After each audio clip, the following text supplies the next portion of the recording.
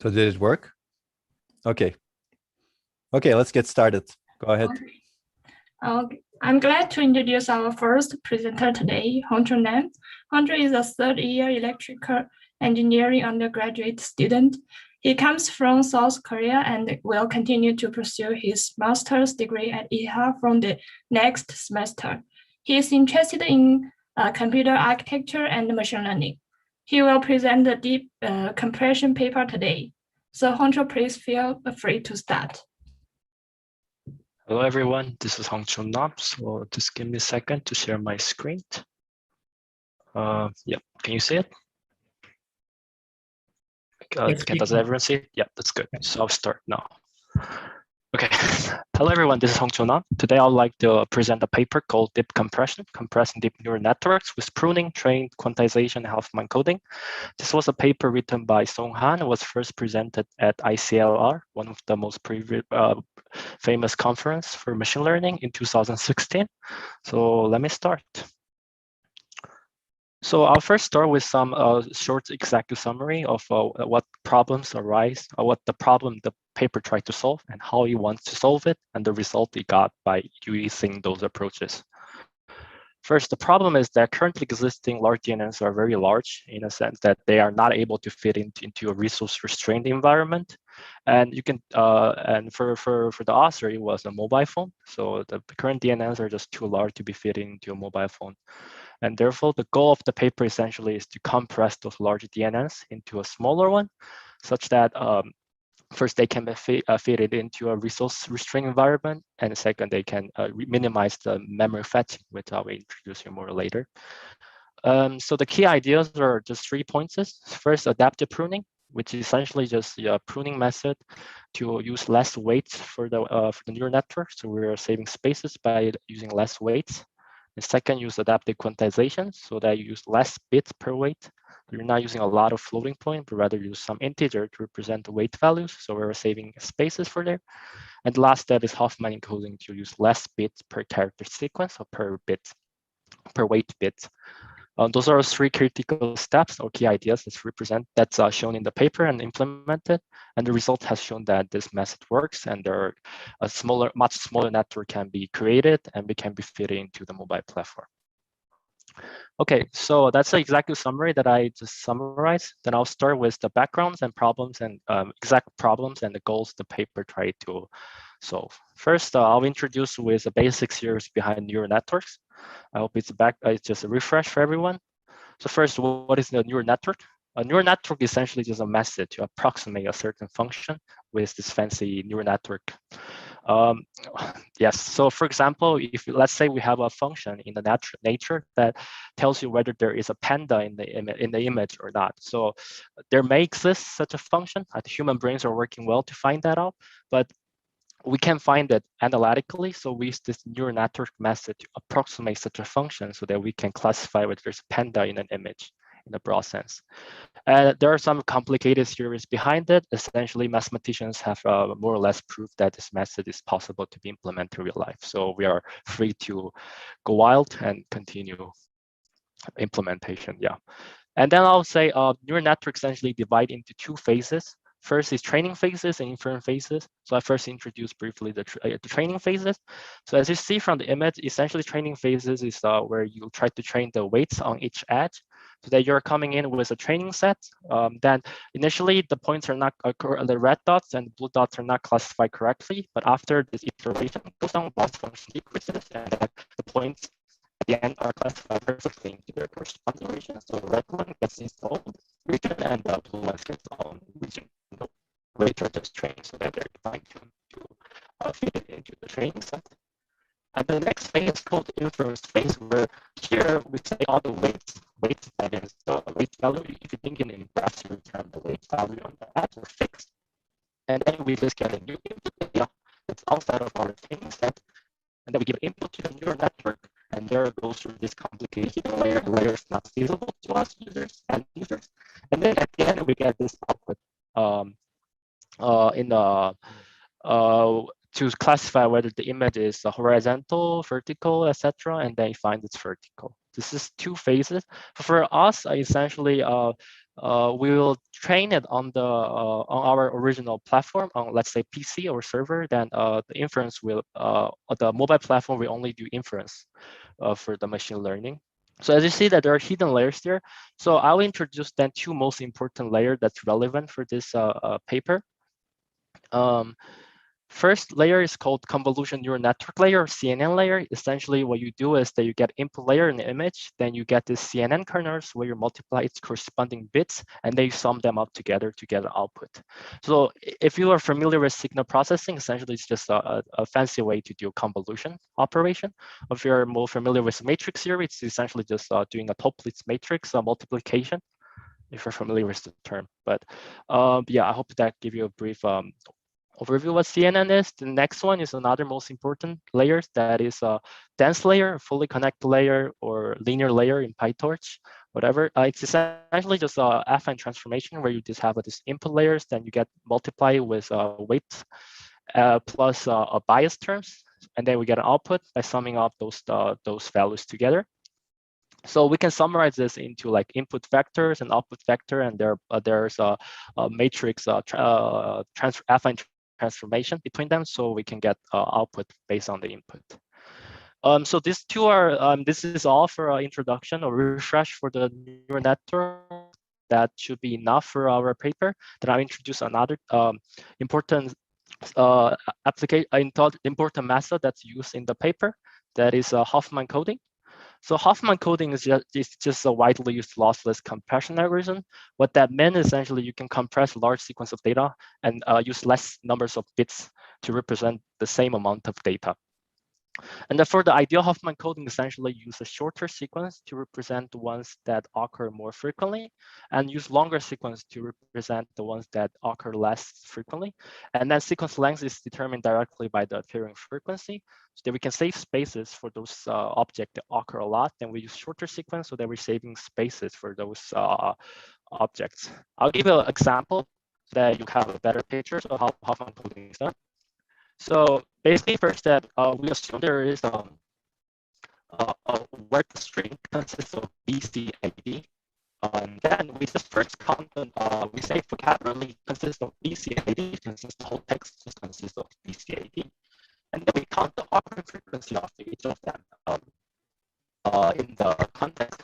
So we count their frequency, how much time this BCAD is appearing in the whole text. Then we have the frequency, and next step is we sort them by ascending order. So the one that occurred least frequently will be in the left of the queue, and the one that occurred the most frequently is in the rightmost of the queue. The next step is essentially we create what's called Huffman tree. So the whole idea is that we try to push every list occurring vocabulary in the queue into the Huffman tree as a leaf. So for example, for a B and D occur list, we push it first into the Huffman tree, then D occur next list, then we put it into as a leaf. So we have a BD as a leaf in Huffman tree. Next one in the queue is A, so we push it in. And the Huffman tree, then we have this as a leaf. The next one is C, we just push it in. And then at the end, we have a C, A, B, D, everything is in this Huffman tree as a leaf. And so at the end, we assign respective bit values on each edges, so that at the end, when we see that C can be just represented by 0, and A can be represented by 1, 1, and B represented by 1, 0, 0, and so on. So that for C, for example, if you use ASCII length, that it's much longer than 0, 1 bit, so that we're saving spaces over there by just using 1 bit to represent C. That's the whole background information that I was introduced. Then I'll start with exactly two exact problems that the problem has faced and to try to solve, of course. One big problem is large file sizes. First, as I hope you guys already know that memory bandwidth is essentially a scarce resources. So by that, we mean that we have a memory in the system, and then we have a computing unit. It could be CPU, but for now, there could be also GPU, FPGA, or anything. So that there is this memory that has to go to the computer unit in order for the computer unit to calculate, to do the inference stage. But the file size is just too large that we have this memory wall, then it's kind of stuck. So how the computer unit has to constantly fetch those weights. And therefore, that's a big issue because we're wasting a lot of memory bandwidth since it's already a really scarce resource. And just a side joke. The next step is first, large file sizes are also problematic for practical reason. So essentially, the authors suggest to implement deep neural network in a mobile platform. So if you want to, let's say, make an app which has 1 gigabyte size of a DNN, and then you want to upload it into your app store, let's say for iOS, not just app store, you have to go through much more processes, like much more paperwork in order to get approval from the app store. And there's a lot of then bureaucracy and the paperwork, so human cost for that. So that's exactly what we don't want. And the second reason is energy consumption is a big issue. Essentially, as I said, memory bandwidth is scarce resources. So when the DNA is too large, the computing unit has to constantly fetch weights from the memory. And that's actually a very expensive operation in terms of energy-wise. So energy consumption per operation, if you do DRAM memory access plus all the computation, that's about 100 times to 500 times, according to author, more expensive to SRAM cache access plus floating point product. And that's bad because if you think about using your mobile phone and then run a DNA on your mobile phone, essentially we have a restrained amount of energy. If we're just wasting energy for DRAM memory access, then that's really bad for our long-term goal of having neural network that's sustainable, etc. As a result, those are two biggest problems the author has found out for the current existing DNNs. So the goal of the paper essentially is just to compress those large deep neural networks such that the access to DRAM for fetching weights could be minimized. So the energy consumption would be minimized, so the memory bandwidth could be also saved for this purpose. And then therefore we can then enable running the DNN directly on mobile devices at the end. So I'll give a more funny but a great overview, a visual overview of what's done. So you can imagine the situation of this memory and the computer unit with this memory wall in between them. So currently, let's say Dragon is our DNN. So we want this Dragon, the DNN, go into our computer unit. The problem now is that it's just too big. It's got stuck into the memory wall. And that's exactly the sad result that we don't want. So the goal of the paper is, of course, the memory wall still exists, but we first shrink those DNNs so that it can go smoothly into go to tunnel into the memory wall. Then we decompress it, so it's relatively a little bigger, still is affordable. That computer unit could then do the computation. This is then everyone's happy. It's exactly what the paper essentially tried to achieve as a goal. Okay, then I will go through exact implementation that's shown in the paper. Essentially, the paper divided everything into 3 stages. So I call this 3-stage compression. So at first, we have an original network that is an original site that's really dense, large. Then we go through this pruning process, which basically just cut the unnecessary weights from the deep neural network, so that we use less numbers of weights, so that we can actually from the author that it does achieve 10 times reduction with same amount of accuracy. And next step, you go through the quantization, so you use less bit per weight, so that at the end we what this is that we which I'll show later. And then you get the same amount of accuracy, but with 27 times to 31 times reduction. And at the end, we use Huffman encoding to represent those bits with less numbers of bits. So that at the final end, we have the same accuracy as a network that's much smaller, 35 times or 50 times smaller, but with the same amount of accuracy. That's the whole process. Then I'll introduce more in detail what step by step it is done. So for pruning, the whole idea is that a lot of neural networks just over-parameterized. But over-parameterized, I mean that there are so many parameters that's necessary that that's not necessary, so we can get rid of them. And many of weights are either 0 or close to 0. So when you do affine transformation over close to 0 weights, then you are not really contributing much to the result. So so that 0 weights do not contribute much to the result, then the whole idea is that if they're almost 0 and not contributing much to our result, why don't we just set them completely 0 and just get rid of them, ignore them, so that we can save spaces. That's the whole idea. Then I'll go into step-by-step implementation of the pruning. First step is train connectivity. Essentially, you have to, unfortunately, first have dense original network so that you can operate this pruning method. So you do it. as you normally do with a normal DNS. So you get the original dense network. And then you do the connection pruning. What it does exactly it means is that we set up certain threshold, and this is an indicator function for familiar with math.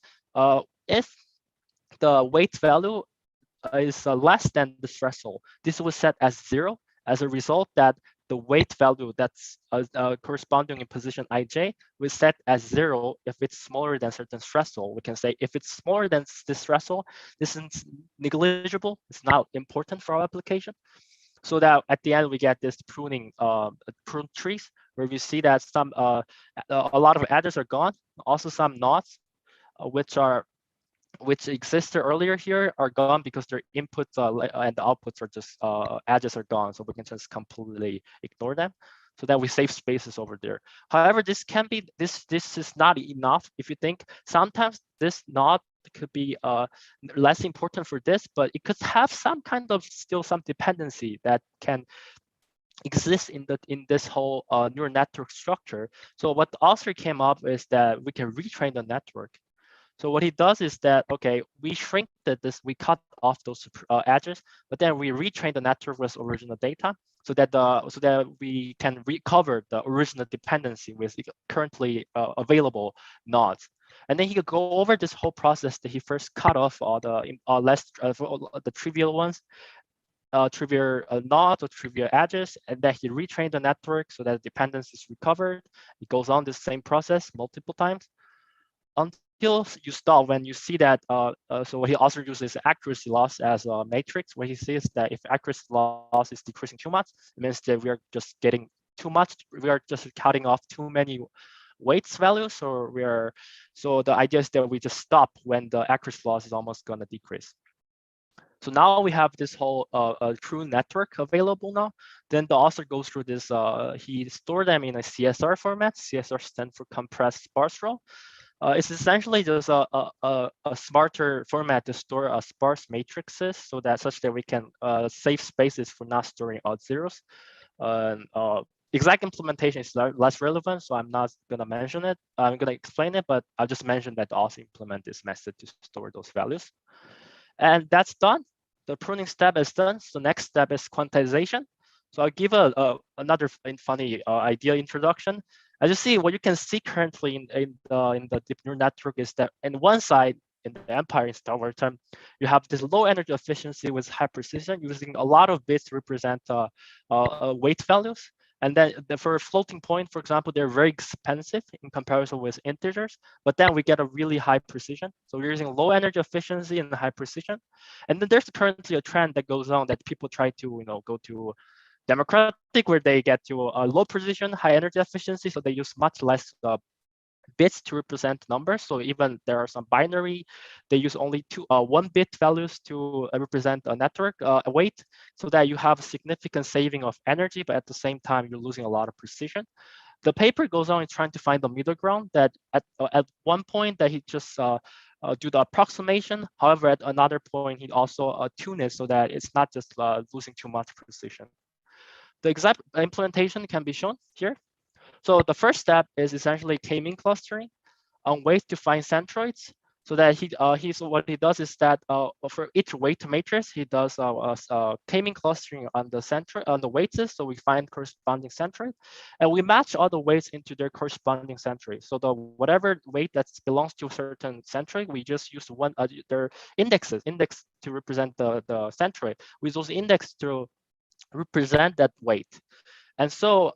As a result, we only need to store the cluster indexes with centroid. So we only have to store all these expensive floating points once as a table, and later we can all use just integer values bits to store all the indexes that for each weight. So we're saving a lot of spaces for that. The exact steps goes on here. First, as I said, that you do k-mean clustering on ways to find centroids. So by k-mean clustering is essentially try to find the cluster for when you it's basically just unsupervised learning method to find a cluster in the data.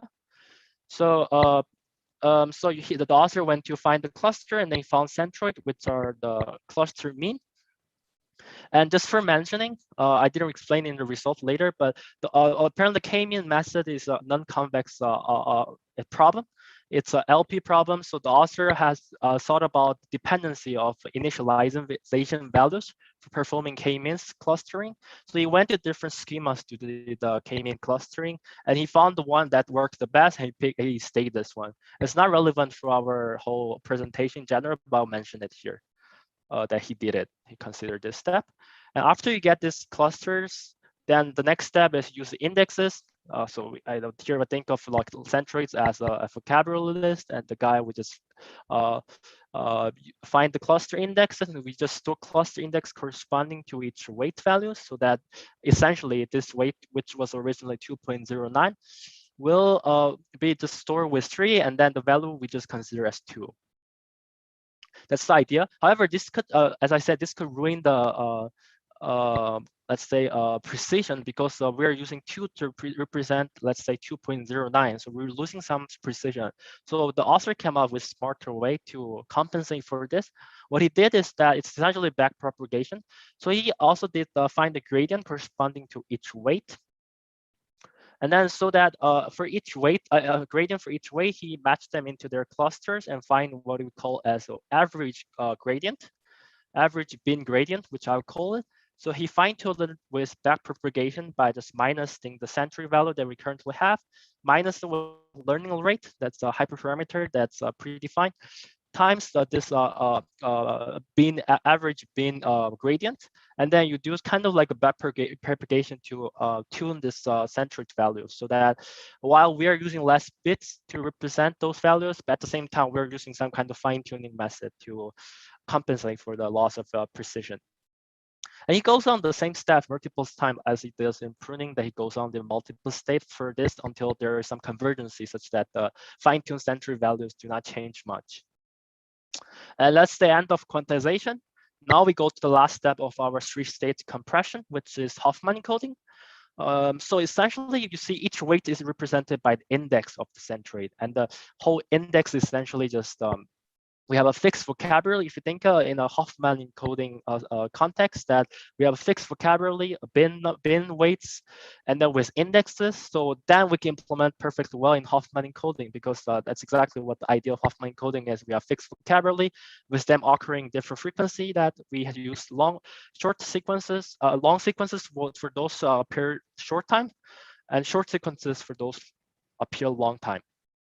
And this idea can be proven by looking at the probability distribution of different weights indexes. As you see that it's the distribution of different weight indexes are pretty biased. So this is perfectly good for our Huffman encoding, so that, for example, this sparse matrix location index to 1 appear like the most time. It's almost follows the power law distribution. So we can use just 1 bit to represent this these values. Then we're saving a lot of spaces for that. That's the idea, and that's at the end, that's just whole 3-stage compression. You first do the adaptive pruning, the second adaptive quantization, at the end use Huffman encoding. That's all the implementation part. Then I'll go through the results the author have found out after implementing this 3-stage compression. First, compression ratio, that's most important for us. The author has compared using pruning quantization, pruning only, quantization only, or SVD, a different method for compression. And he measured it over the accuracy loss. As you see that with pruning and quantization, we can gain almost 0% accuracy loss at about 3% of the original model size. It's better than both quantization or pruning together. For pruning, you have 11% accuracy loss maximum, and then about for this 19% you have a 0% loss, and for SVD it's not even relevant because that's just at already 20% it's having already a lot of accuracy loss. That's from compression ratio. The author did not stop here. He went to implement this method in the two of the most famous neural network, namely AlexNet and VGG16. And so for AlexNet, essentially, it has about 61 million parameters. And then after this compression with pruning quantization, he has a 3.7% of the original model size.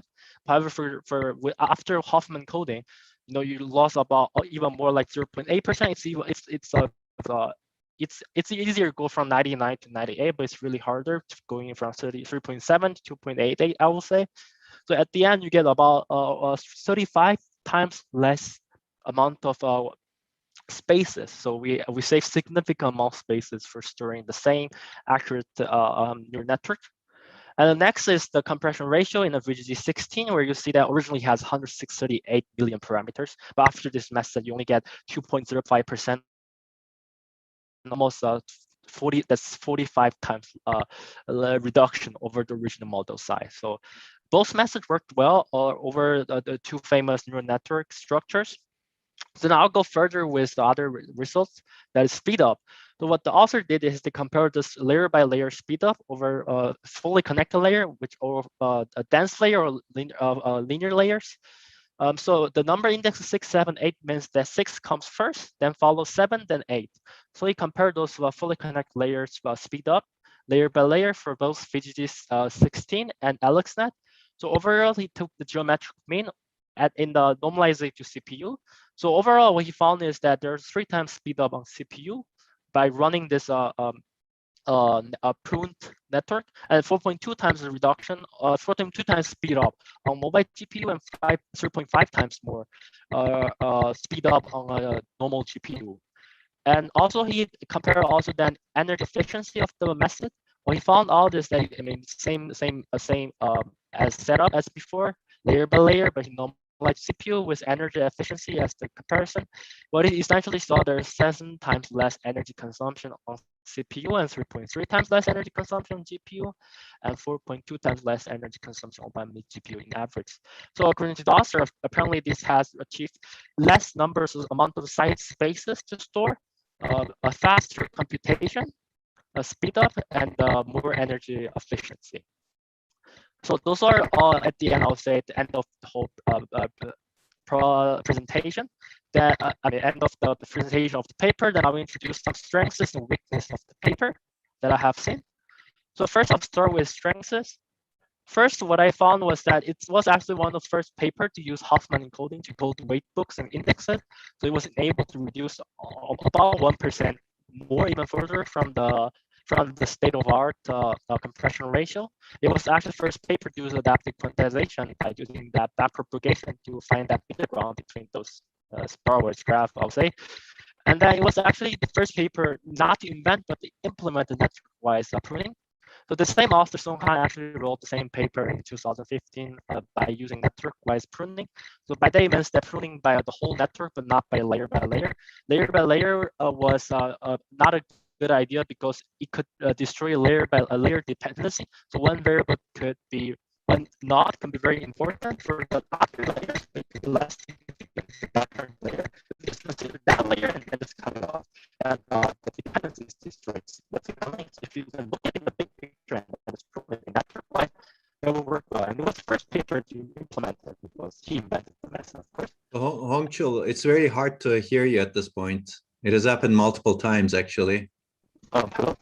Can you hear me now? Yeah, no, it's very choppy. Oh, is it very choppy? Yeah, maybe. Yeah, I don't know. Maybe your headphone connection is not very good. I don't know. I assume other people are also experiencing this because it happened before. Still? Yes, we do.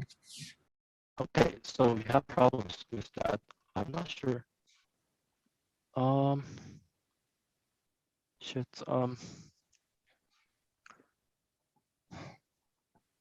Yeah, your camera is also stuck as other Yeah, people I mentioned. think I got frozen in the Zoom. Yeah, I think I'll rejoin the Zoom. Is that okay? I mean, that's fine with me. That's Okay, sorry. I will just come back. Sorry for that, everyone.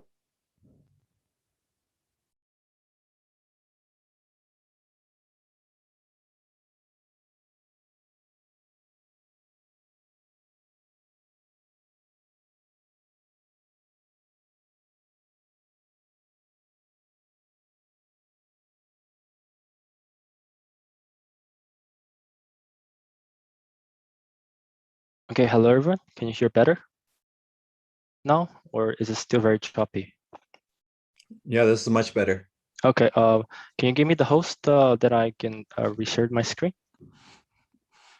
Yeah, I guess your screen is still being shared for the other. Oh, okay. It's shared. Okay. Somehow now. Oh, that's weird. Okay, now it's better, I guess. Okay. Can you So give me host again? I think. Yeah. Now it's back. Go ahead. Share screen, and Advanced. Yep. Yep. Now, is it better? Hello, can you hear me? Yeah, it's good now. Sure. Yeah. So, okay. So I'll resume. I don't know whether how far you guys listen. I'll just wrap up one more time. So it was first paper used Huffman encoding to code weight books indexes. And then it also used that adaptive quantization to use backpropagation idea to fine tune the weight values. And then it was first paper to implement network-wise pruning. So it's enabled to prune network as a whole instead of layer by layer. And it's also applicable not only to a mobile platform, but also applicable to general platform to reduce the energy and space consumption, since deep neural networks in general are very expensive. And at the end, the paper has a really good, clear demonstration. So that's all the strengths that I've seen. Then I'll become a little harsh and then start with the weaknesses. First, latency of computation is completely ignored. What I see is that you saw the speed up is apparently it did a speed up analysis over the fully connected layer. But I have what I've seen is that CNN is actually the bottleneck of the computation. So when he only compared the computation speed up in the fully connected layer, not comparing it with CNN layer, then that's not really telling too much story, because first CNN is getting popular and CNN layers are not really getting boosted up a lot according to my research by pruning method. So that's one big issue. So I saw the performance methodology essentially just biased. And then also that the method can actually create an unstructured sparsity. Even though sparsity is very a good property, if it's not really done structurally, that could hinder parallel computation for our currently existing hardware accelerator. And also, the problem actually intentionally chose neural network architecture that's very famous for being overparameterized and sparsifiable. Like AlexNet and VGG16 is already, it's actually one of the standard benchmark that's used for compression academia. But I saw is that both are actually really overparameterized, well known to be overparameterized. So I think that's a bias to choose those two as your benchmark. And the last weakness that I saw is that essentially you have to first train a densely connected DNN to operate on this network. So we are actually first have to train really dense large ones, waste to have energy to get, again, the pruning, all this stuff require also a lot of, they're also very expensive operation. So you have to do all expensive training, and afterward you have to redo all expensive pruning and quantization to save spaces, but there you waste a lot of energy for doing so. So those are weaknesses that I've seen. Then I'll go through next to the related works and current development after the paper. Oh, sorry, I think I'm not sure it's my video. So related works and current development, these are a development that came up after the paper, and these are background information I think necessary and important for our later discussion. Maybe for now, does anyone have a question before that?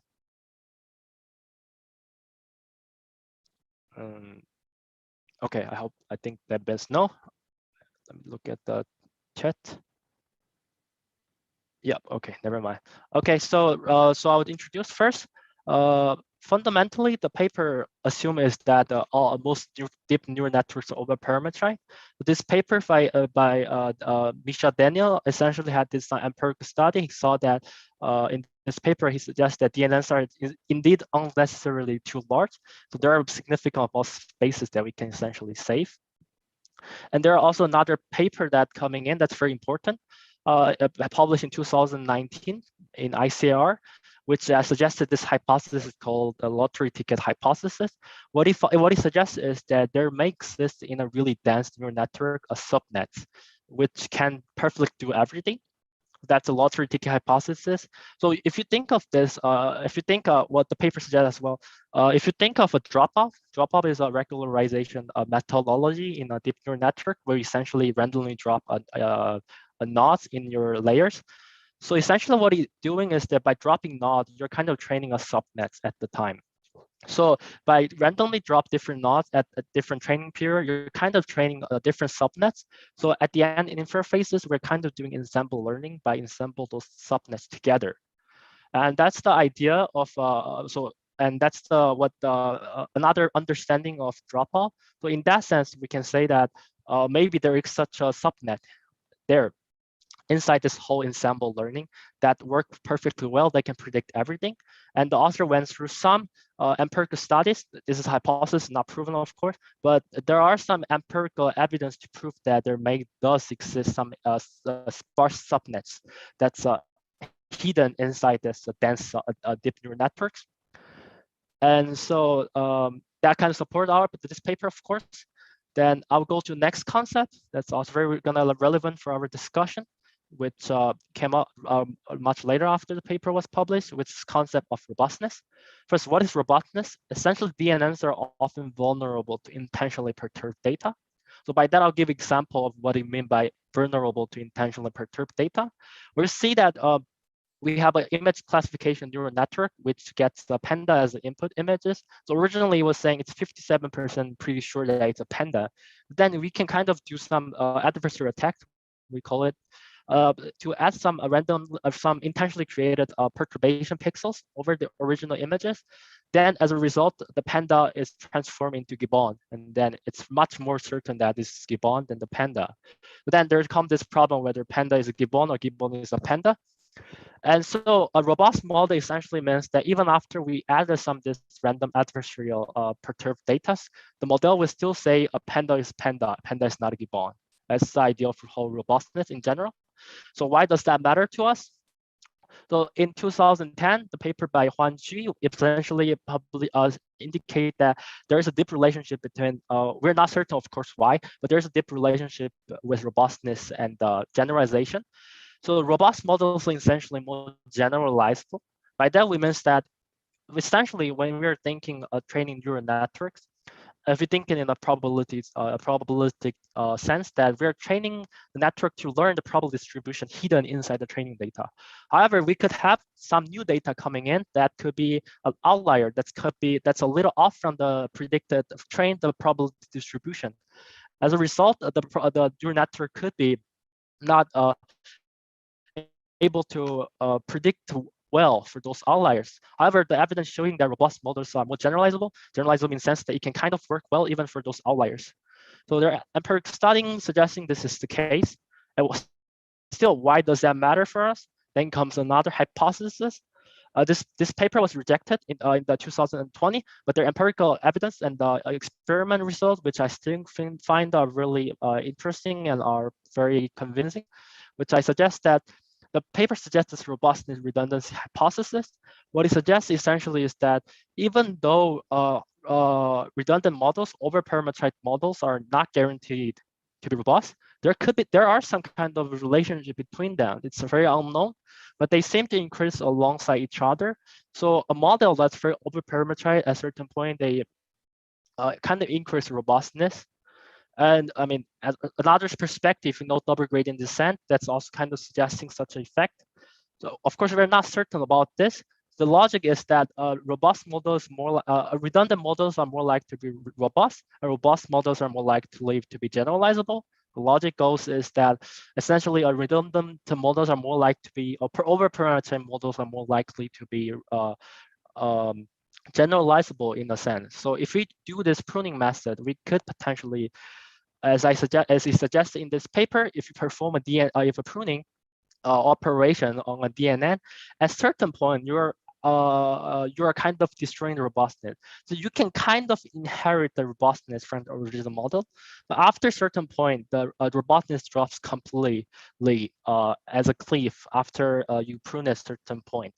So as a result, if the robustness of our sparse models decreases, then its generalizability also decreases. So we don't want a model that's only good at predicting what's available inside the training data. And that's one of the paradox that exists actually in this compression, in my opinion. So that's all the background information that I can say, and that's important, relevant for our discussion. Before that, does anyone have any other questions?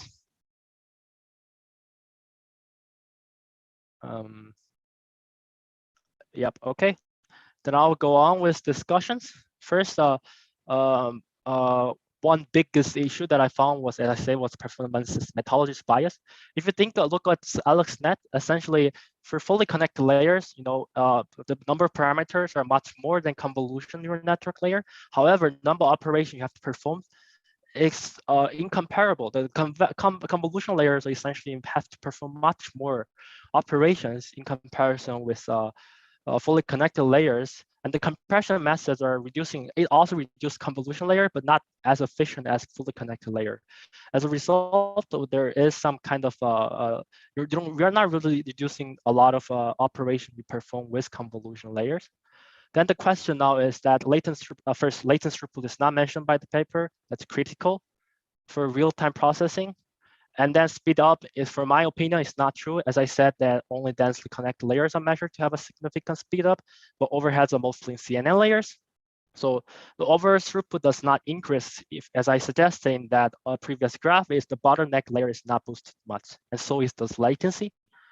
So first, my questions is: Do you agree with my opinion? Do you think it was an unfair methodology they used to measure the speed up? Yeah. Do you guys think? And second question is: Do you think what kind of approach, what kind of fairer, more better methodology we should implement in order to measure the speed up? And the last question is: what kind of benchmark do you think in general makes sense? As I suggested in the early discussion, saying that they're choosing sparse network as a benchmark, which I don't agree. So show me your discussions, your answers, or whatever questions you have. Actually, I have one quick question that is not directly related to this discussion point. Sure. You said earlier in the presentation that memory between CPU and RAM is a problem, but if I understand the algorithm correct, you first have to undo the Huffman encoding before you can actually use the network again. Yeah. So in that case, you will have some increases before you can use the data again. So the last step is only usable while it is in on the hard disk, or maybe if you have some sort of hardware decoder that uses it directly, I guess. Is that correct? No. So first you have to, of course, decompress those Huffman trees in order to read all the weights. So the author, what he focus on is that fetch all the weights at once to the cache. Then we can perform everything on the computing unit to decompress it and compute everything. So it's that's not an issue, I think. So the decoding is done in stages. So like each layer is individually Huffman encoded. No. So you have all the parameters books. So what he does is that he encoded all the weights. You know, we have whole fixed vocabulary for each weighted centroid and their indexes. We does a Huffman encoding over them. So these parameters are all shared throughout the whole network. Okay. If that makes sense for you. So you only have to decompress everything once. Okay. No, but okay. And that, my question is, but like, because you have to do the decompression, that last Huffman encoding step doesn't actually reduce pressure on the memory bandwidth. That was my question. Exactly. It's not. Yeah. It's not really having stress. Yeah. The computing units, everything, they're actually really powerful now to perform those. It's just that this whole bandwidth is the biggest issue for now. But so there's no, it's everything is done on the computing unit, even decompression. So there's no. You can think of my image illustration where dragon gets bigger in the computing units. In that sense, yes. Any other questions or answers from anyone? Okay. So maybe then I'll answer first. So what I would say a fairer methodology measure speed up is not to measure just on your advantage layers like fully connected layer, but rather you do a layer by layer analysis of all the layers, including convolution layers and the fully connected layers. And then we get the final latency geometric mean, or even then we can also just get saying that the time we can trigger the time we feed the input, and we stop the time when we get the output. Maybe that's a much fairer methodology to measure speed up, because actually pruning is well known to not able to improve latency a lot. So the paper kind of was trying to suggest that it was the case, but I highly doubt it. So I think he maybe has done it. That's why he only did performance methodology analysis of speed up only in the fully connected layer. So I think we can just say that measurement over the whole network is much fairer methodology to measure speed up. And what I would expect is there's not much increase in the decrease in the latency or increase in the throughput in general. And for the benchmarks, I think AlexNet and VGG16 are just abused by this compression academia, where they all the paper use mostly AlexNet, etc. And I first maybe doubt that all these methods are kind of overfitted into TS2 models. And second, I think they can use much newer models like SquidNet, which is already known for being pretty small. They can see how much they can compress further those smaller networks. So I think that'll be a better, a fairer end-to-end performance analysis. Okay, if anyone has a question. Why would the overall throughput not increase if we don't fix the bottleneck layer? Because as far as I can tell, continue. Yeah, sorry. Okay, yeah, because as far as I know, like if we do these matrix multiplications on the GPU for each layer, and we have them, and let's assume they are much bigger than like the compute batch size for what the GPU can handle. In that case, it doesn't really matter how big our matrices. If you assume that they are much bigger than the amount of data that the compute unit can batch together, because in that case it's still going to do them in steps, so we have a fine granularity. Okay, so my point was this. So what I suggested is essentially when you want to what most networks are doing is essentially having multiple CNN network first, and at the end fully connect layers. Even if there's an increase in speed up in the fully connected layer, essentially even if we do everything in parallel, the fully connected layer still has to wait the result coming out of those hidden layers from the convolution layers. And if convolution layers are slow, then even if there's some kind of speed up in the fully connected layer, it doesn't help much overall because convolution layers are not improving too much. That was my point. Even you can do it okay, that makes there's sense. still layer by layer dependency. You still have to wait, It's not like we can do last layer of computation first and then do the hidden layer. It has to go step by step. And I think that's the sequential characteristic of whole network that you just can't avoid. So in that sense, I think the latency is not really decreased a lot, or throughput. It's not increased a lot. Okay, I hope I answered the question. Then I go on to the next one. Is what I call scalability or applicability of the problem. So what I suggest, the problem is solving the problem by making the model smaller. But in my opinion, it's not really solving the issue of memory wall. So in that sense, because file sizes are eventually increasing this current trend, people putting crazy amount of different layers into their network. For example, for GPT-3, that was popular that was still popular, I guess, but that was a big issue last year where they have like billions or so many parameters with really large file sizes. It's just impossible to compress them into smaller ones. I mean, even if you can compress them smaller, but still the bandwidth issue still exists. And same memory will occur, same issues will occur, and memory wall is always there.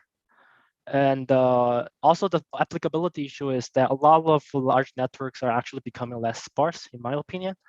So the fundamental assumption in pruning is that they're sparsifiable, or there are a lot of ways that's not contributing much. But this is, in my opinion, not in the case anymore, that networks are not getting sparse, they're getting denser. And also that quantization has fundamentally inevitable information loss in general. So my question is, do you think this method will be a scalable option? Would you think that near data processing, for example, will be a better candidate for scalability? What would be your opinion on the future direction of both methods, compression or near data processing? I actually think that we have a real world example of this method being useful, or I mean maybe not in the compression stage, but at least in the speed up stage. And I think that would be NVIDIA's DLSS, where the newer version of that, where they have said that they are using some optimized using some specially optimized matrix multiplication algorithm for sparse matrices, which they use. Actually, that's gonna be mentioned in later discussions. There are some Oh. early accelerator that's actually proposed by the same author that can be implemented into the same network so that we can exploit those sparsity in general to enable a faster computation. But yeah, but anyone has a comments on this points regarding this near data processing or compression? What will be a future direction in your opinion? Also on that point, I think the data processing is always better just because, like, I mean, in principle, if we could process data like near the data, that is like, in most cases, like the ideal situation, immediately get all of the processing done. So I guess it's not in all situation possible. Yes, yeah, as Lorenzo has pointed out, it's what in my opinion as well that near data processing is probably fundamental problem solver for this bandwidth problem because by doing every near data processing over the near the memory source data sources, you're not even traveling through the bandwidth, so then you're fundamentally avoiding this problem of going through this memory wall, in my opinion. So I think compression is a kind of temporary solution. Just my opinion. I'm not trying to offend anyone doing the research in that direction, but I think it's just it's a compensation method to compensate current von Neumann structure as a error. So I think still that near data processing at the end will be a better candidate for scalability overall. And then I think I'll go to the next discussion points. Unstructured sparsity and overhead. Yeah, as Lorenzo has pointed out, pruning makes DNN essentially unstructurally sparse, so that we have randomly sparse network that has no structure in it, and the current existing accelerators are actually becoming inefficient if they want to implement because they have to perform a lot of unnecessary operations, 0 points in the sparse matrices.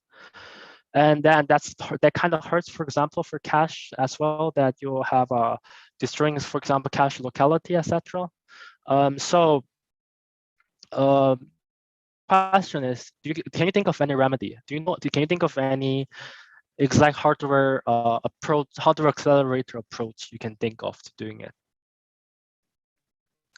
I won't tell, like, I mean, the same as Lorenzo suggested, there are already existing accelerator that doing this. And author has proposed the idea, but I won't hear now. So does anyone have an idea? So we can have a brainstorm to see whether that method is better what the author suggested.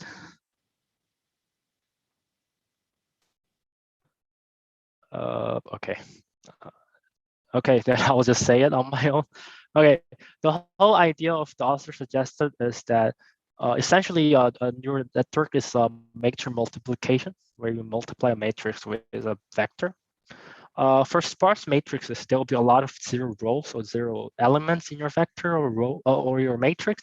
What it does is that whenever you do matrix multiplication with each value corresponding to each row, they invented the early detector. So what he suggested is 0 multiply a vector, or a vector multiplied by 0 is essentially 0. So he invented a special hardware unit which is specially designed to detect whether there's 0 in a matrix. How they exactly implement it, I won't say it, but essentially he detect whether there's whether whole row or whole vector is 0. And if the detector found out it's 0, it just skip it, so that you don't have to go through those zeros at all. So that we are kind of avoiding wasting time doing computation by doing early detection of whether that's a 0 or not. That's the remedy that the author came up after 1 year after the paper was published, I think. And I think it has been already kind of implemented. And the next question again is that pruning has proven to be a very expensive operation in general, both from literature review or first-hand experience. Is that when you're pruning, you essentially put a threshold to cut off some non-trivial weights, and then you retrain the network. It's actually very it sounds like easy, but it's much easier to implement as you think. And the whole process is actually very, very expensive. Look, can you think of any idea? Maybe we can come up with a special accelerator structure to boost it so that this can be done much more efficiently in the hardware level.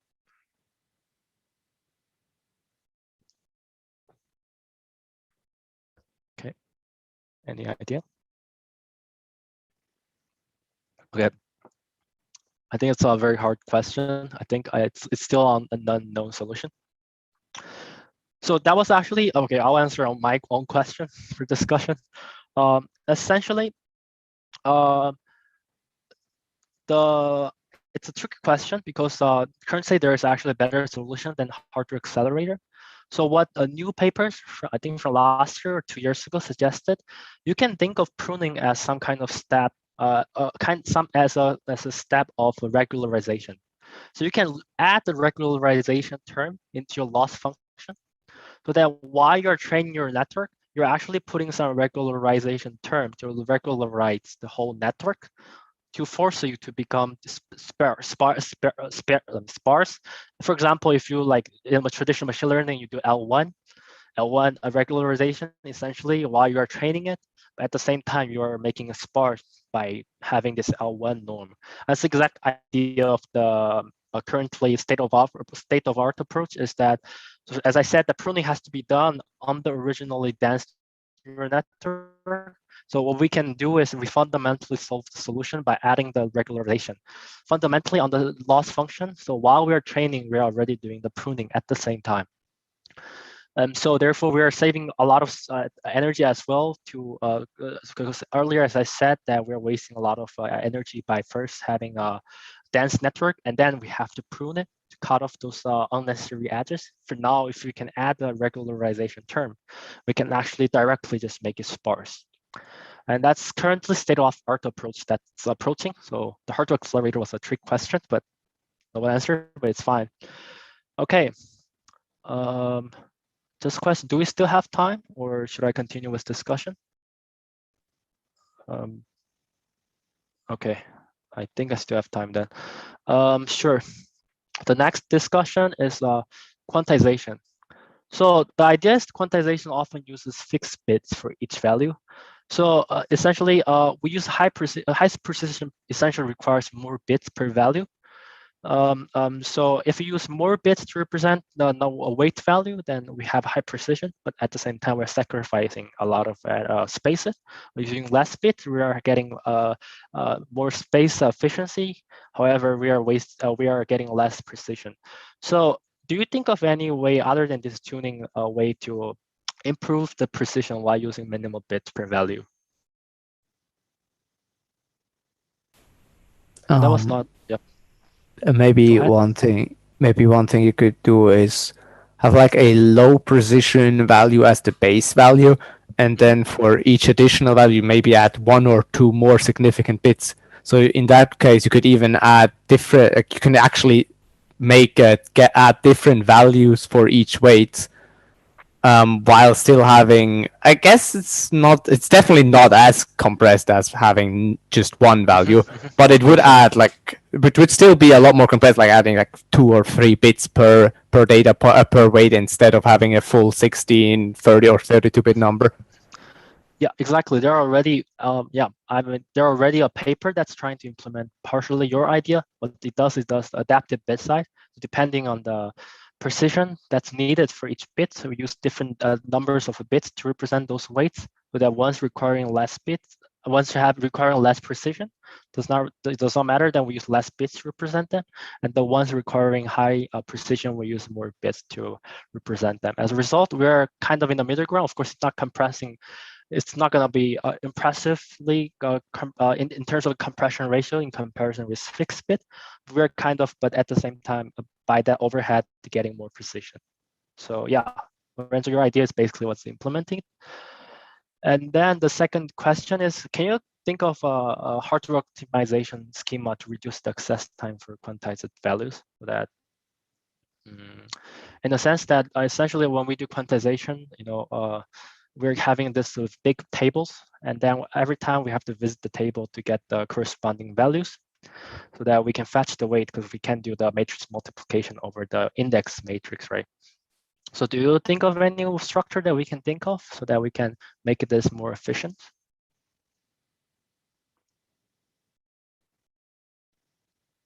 Okay. Sure, maybe that was a hard question. So what I have come to think of is that essentially we can think that this whole quantized values or vocabulary list, or you can think of this as a lookup table. And so we can maybe create another layer alongside a cache layer as just so that every time we train that we have a network, we can load all the lookup, all those quantized value weights vocabulary list as a lookup table into that cache level, so that whenever we try to refer to index values to its corresponding weights, we can access that specially designed that cache, not normal cache, so that we are saving, I think we're saving spaces, because when you have a lot of different caches, you have to look for different parts and different parts. But if you have a specialized cache just doing the lookup table job, then I think you can kind of reduce the access time required for quantized values. That's the one approach that I've come to in my mind. Does anyone have another idea? Okay. I guess that was a very a more difficult question. Okay, and then the next discussion I would like to have is about this trade-off between robustness and compactness. I think this will be the last discussion. So as I said earlier, the pruning could harm the robustness after certain threshold. So that, as I said, for robustness implies essentially a generalizability. We don't know the exact reason, but it does. Over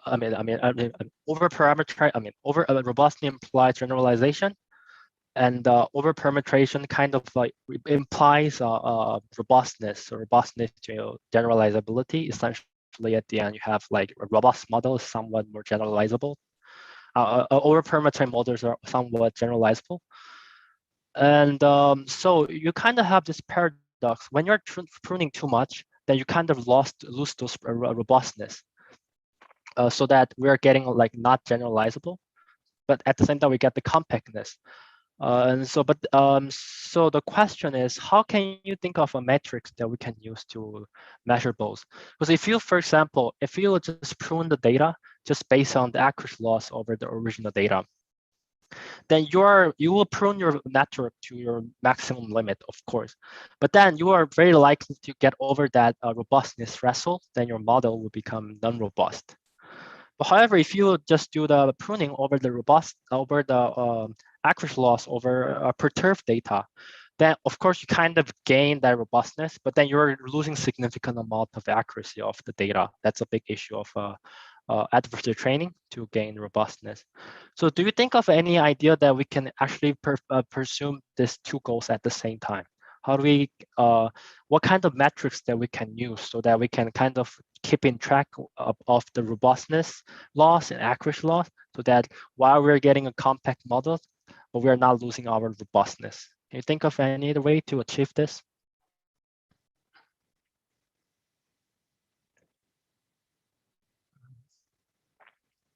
So I'll give a tip. I've given a tip. Essentially, what I said is pruning. You can think of this as a way to regularize the network. So if you're familiar with adversarial training, maybe you can think of a way to combine them. Okay. Okay, then I'll explain that. So essentially, there's another paper that suggested, which published I think last year, was that essentially you can treat the compression, the pruning, essentially, as I said, as a regularization.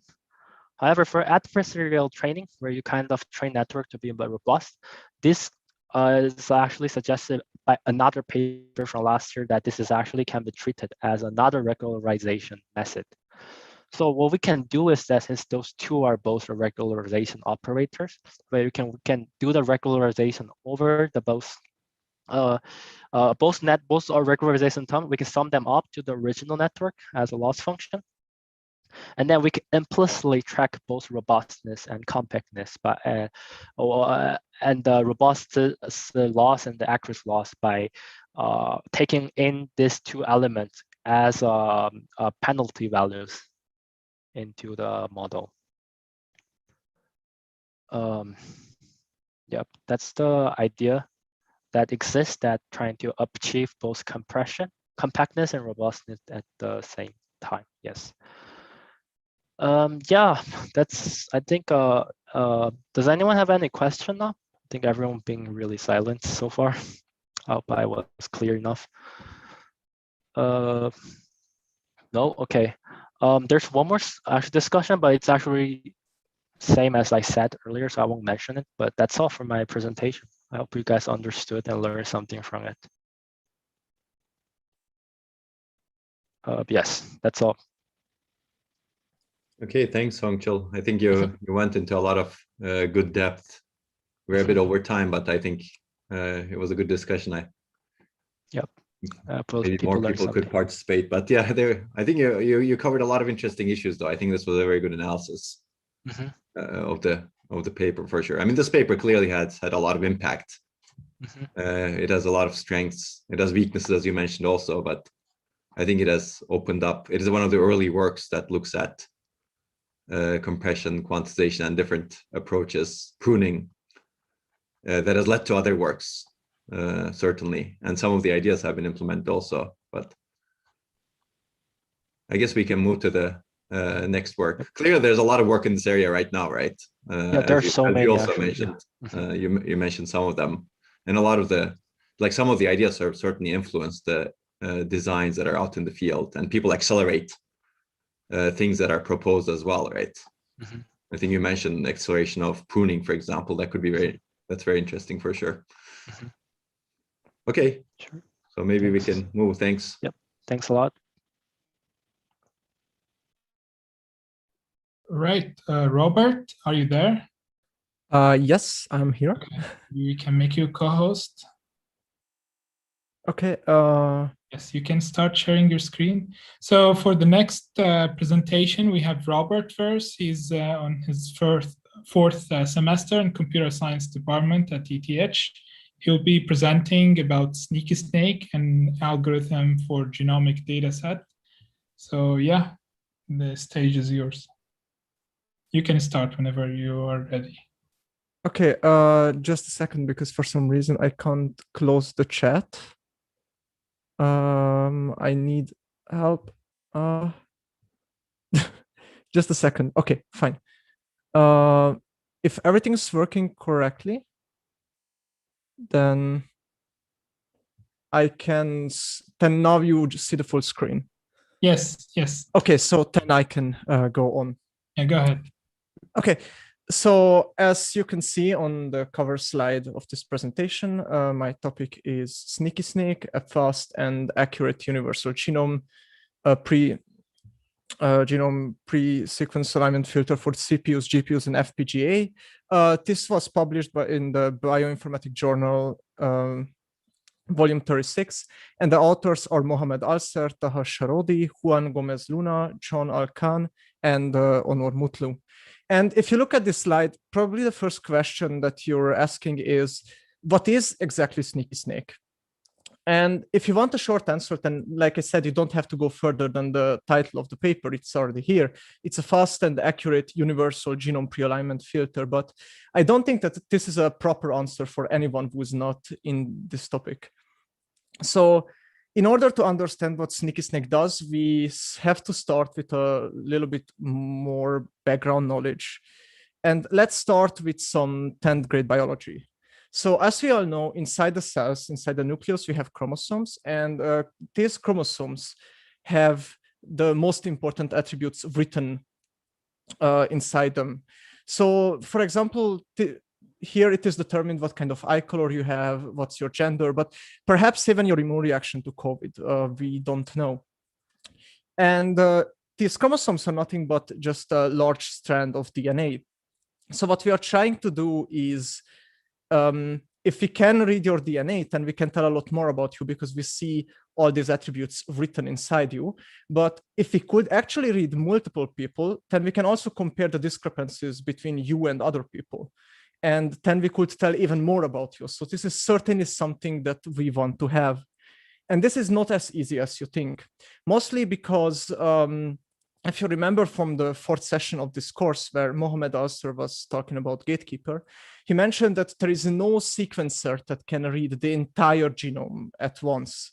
What we have is machines that can read small pieces and then they cannot really tell anything besides what they read. So we don't know anything about their order nor their location. And this is a problem where we go to read mapping and we are trying to sort somehow the reads together so that we get something familiar to the reference genome. And this procedure is very, very slow. What we see, this was one of the key observations at the introduction of the 4th lecture. It was mentioned that during read mapping, the longest time, what takes the longest is actually the read alignment part, where we try to figure out which sequence belongs to where. And it's over 90% of the procedure. And what we actually do within the sequence alignment is basically comparing highly dissimilar strings to each other with a DP table that is running in quadratic time. So basically, as I said, the problem is that most sequence alignment approaches are implemented as a dynamic program with quadratic time complexity. And then there is one key approach that some people do, and this is trying to exploit some sort of hardware to accelerate the procedure. For example, this is Persil, which can use SIMD processors, or Genome, where they can, which uses in-memory processing. However, there is another approach that we can have, and this is where we simply just apply a pre-alignment filter for the procedure. And this pre-alignment filter does nothing else but just takes the dissimilar strings and throws them out. And then we can just, the DP table can deal with the rest. And it's still slow, but we just eliminated 98% of the strings that we were comparing in before. And this is not something new. This is already out there with shifting Hamming distance or gatekeeper. But however, these are timely very expensive. They are very slow procedures, and they are also somewhat inaccurate. So what we actually want to have is something that's like SneakySnake. This is the goal of SneakySnake, actually. Having a highly accurate pre-alignment filter that helps us distinguish between the similar and dissimilar strings. And besides that, it's very, very great. We solved this, by the way, by solving the approximate string matching problem. This is a problem where we have two strings and we just try to figure out whether they are the same within a given editing distance. So basically, this is what we are trying to do. And what we want to have is something that works both for short and long sequences, so it don't get very, very slow when we have long sequences. And besides that, also highly parallelizable, and very, very important that we want something that we can deploy on multiple platforms and not just on something very specific. And as I mentioned, SneakySnake does that. But of course, the question that you can ask is, how does SneakySnake do it?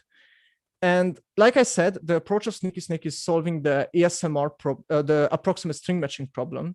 But instead of actually solving the approximate string matching problem, we reduce it to the single net routing problem. And SneakySnake solves the single net routing problem. So the entire procedure is just first reducing the problem to single net routing and then solving that problem. But of course, we have to ask ourselves, how do we reduce the ASM to the single net routing problem? So the step one is that we replace the DP table with a so-called chip maze. And then at step 2, find the differences between two sequences by solving this the single net routing problem in the chip maze. And here I have to be very cautious, because if I continue, I will probably lose you, because I did not really mention what these things are. So let's start with the single net routing problem. Well, the single net routing problem is just basically you having a net, and you have obstacles inside this net. And then you want to go from the in terminal to the out terminal, basically with the least amount of obstacles possible. What we also need in order to continue is some keywords. So this is the part where I wanted to introduce important keywords related to this problem. First of all, when we have a solution that will look something like this, then the part of the solution where we go until the next obstacle is called an escape segment. And every time we bump into an obstacle, we call it a checkpoint. And at a checkpoint, we can choose the next track that we want to use. And I already mentioned the word track because we don't call them rows and columns. We call them vertical routing track and horizontal routing track. And with that, I think we know everything in order to continue with the chip maze. Well, the chip maze actually replaces the DP table with another matrix that uses 2 times the editing distance plus 1 times M matrix. And I know that this matrix first looks a little bit intimidating, but we will focus on it later. First, just let's look at the elements what this matrix can have. It's only zeros and 1, which means that we could view them as nets, as squares filled with obstacle and squares without obstacles. So if we plot a matrix like this, then it looks something as you see on the picture. And this is perfectly something that you can use to solve the single net routing problem. So basically, this is how we reduce the problem we want to solve on this matrix. But the question is, how do we create this chip maze actually? And now we came to the definition of the matrix. And I wanted to walk through a few columns with you on this matrix with the given reference and query string that you see on the left. I already filled out the first 3 columns, so we are on the 4th one. And every time at the jth column, we are comparing the jth reference character. So here, as you can see, it's a C. And then first what we do is we go 1 to the left and check if they are the same. And they actually are the same. So the uppermost, the first row is a 0. And then we go 1 more, which is exactly the editing distance. So we went 1 editing distance to the left and compare A to C. And they are not the same. So we mark it as a 1. Then we go back and compare the 4th character of the query string with the reference character, and it's again a C. So we can mark this square as a 0. And now we go to the right, and here we kind of see that none of them are C's. So this gets marked as 1, and this also gets marked as 1. And with that, we filled out 1 more column, and then we can go on with the next one. As you can see, there is only 1 G basically in the query string. And then we can continue and so on and so forth. As you can see, basically, this is a procedure where you don't have any data dependencies at all. So this is something highly parallelizable. And with that, we reduce the ASM problem to the SNR. But now we also want to solve this problem. So, okay, we have the chip maze, but we have to solve it. And the way how we do it is very simple. First, we always take the longest escape segment. So basically, we have a greedy approach. And then every time we bump into an obstacle, we call it a checkpoint. And then we just repeat these steps until we either exceed the threshold or we reach the end. So basically, imagine this as the last checkpoint or the in terminal, however you like. And then we look at the first row and we see that we cannot go further. It's a 0. It's immediately filled with an obstacle. So it gets a 0. The second horizontal routing check as well. And then the third, you can go 1 unit without bumping into an obstacle. So that gets a 1. And the one below gets a 3 because as you see, there are 3 squares that do not have an obstacle. And then the last one is also marked as 0. So with that, we're gonna take the one with the 3. And now we bumped into an obstacle, so we call it a checkpoint, and we just repeat this procedure again. So basically for the first one, we have 0. For the second row, we have 0 as well. For the third one, and so on and so forth. And then we're gonna take this row, and then we continue, like I said, until we reach the end or exceed the threshold. Here it is important to mention that if the query string does not have the same length as the reference string, then we don't want to count the difference as obstacles, because it would be unfair if we had the right puzzle piece, but we still discard it just because it's not as long, just because it's shorter than the reference string. So the first thing that I was thinking is that since we are taking the greedy approach, and I'm always paranoid with the greedy approaches, that there might a way where SneakySnake does not find the correct or the optimal solution. And there is a proof in the paper for optimality, and I just wanted to give a short sketch. So this is not a formal proof, but something that helps you understand why it actually works. So since SneakySnake always takes the longest escape segment, the optimal solution has to have a shorter escape segment selected at one point, which of course then means that SneakySnake, when bumps into the next obstacle, has 2 choices. It can either merge into the optimal solution And then we can say that with the least amount of obstacles, namely 1, we go back to the optimal solution. Or the other thing that could happen, that at the checkpoint, SneakySnake again finds an escape segment that's again longer than the optimal solution.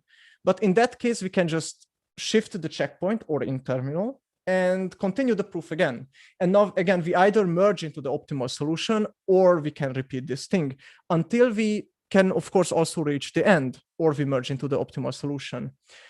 So as a conclusion, it is easy to see that if there is one or more signal nets that connects the in and the out terminal, then it is guaranteed that SneakySnake finds the single net with the least amount of obstacles possible.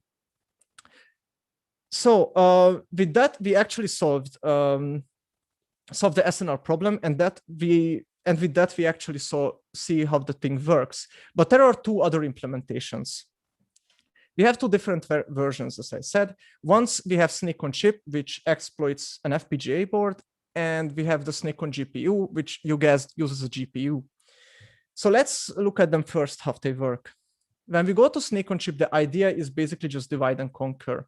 Instead of solving the entire problem at once, we just split it into smaller sub-problems, and we are trying to work on this one. As you can see, this can have a few benefits. For example, we have smaller lookup table sizes, so it is easier to design. And besides that, it is easily scalable because I can just add multiple additional sub-problems into that. And it's, again, highly parallelizable. We don't have any data dependency at all. But I think if you're also thinking that this does not work by default, then you're right. And here's an example where it fails. Basically, when the subproblem on the left does not terminate, where the subproblem on the right starts, then we can just skip an obstacle. As you can see here, the actual solution would be 2, but every subproblem finds an escape segment that goes from the in to the out terminal, so we get null. And with that, we see that actually we can underestimate the optimal solution. And this is, of course, a small inconvenience, but this is not a big problem. Because if we have similar strings, then it again just will be marked as similar. And if we have a dissimilar string, then fine, we marked it as similar, and the sequence aligner, so the DP approach, will look at them and will deal with it. However, it's still the smaller problem than if we discarded the right puzzle piece. So this is Snake on Chip, and Snake on GPU is something else. Here, what we want to exploit is basically that GPU has thousands of threads usually. So here we'll try to solve multiple single net routing problems at the same time. And the approach is just that we copy the data into the GPU's global memory. And then for each thread, we assign a query and a reference string. And then we let it solve the SNR problem on their own. So the difference is basically that they solve a complete problem and they don't split it into smaller subproblems. All right, so now we know how this 2 works, but I think we kind of need a small comparison between the 2. And on the Snake on Chip side, we can say that it's scalable and parallelizable, which is also true for the GPU one. But it is more energy efficient than the GPU-based version, mostly because GPUs use more energy than FPGAs. But the drawback of an FPGA is, of course, that you cannot really configure the parameters after design time, and it's also more expensive to build. If we look at Snake on GPU, then of course this should be the inverse, except scalability and parallelizability, because it's also the same. We can easily configure Snake on the GPU-based version. It is not as expensive as an FPGA board, as buying an FPGA board, and it takes less time to set it up as the Snake on Chip version.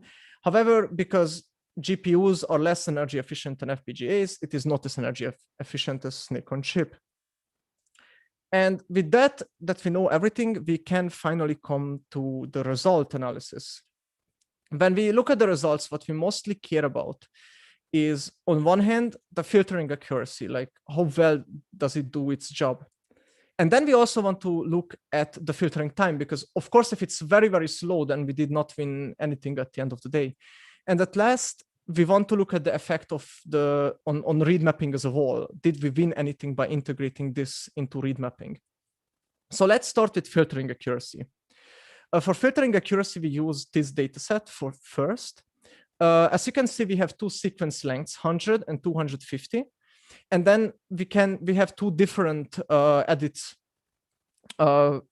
distances, what we call still similar. So we have one where we allow less edits to be similar, and then we always have one with very, very high amount of edits where we still would call them highly similar. And then basically each data set contains 30 million real sequence pairs. And as I mentioned, the prefix for the data is 100 pp or 200 pp based on how many base pairs we have. And the suffix of the data is either 1 or 2, depending how much edits we have. So let's consider what we want to actually see here. And for this, we briefly need the definitions. We have false accepts and false rejects. False accept means that we have two dissimilar strings, but the algorithm still says that, yeah, I think they are similar. And then we have the false rejects, which is the opposite, where two similar strings get marked as dissimilar. And during the filtering accuracy, what we want to look at is that how many false accepts and false rejects we have. And our goal is that we don't have false rejects at all. And of course, we don't want to have false accepts either, but that's less of a problem. What we expect with SneakySnake, of course, is that it does not have false rejects at all, because if there is a solution, then SneakySnake will find it.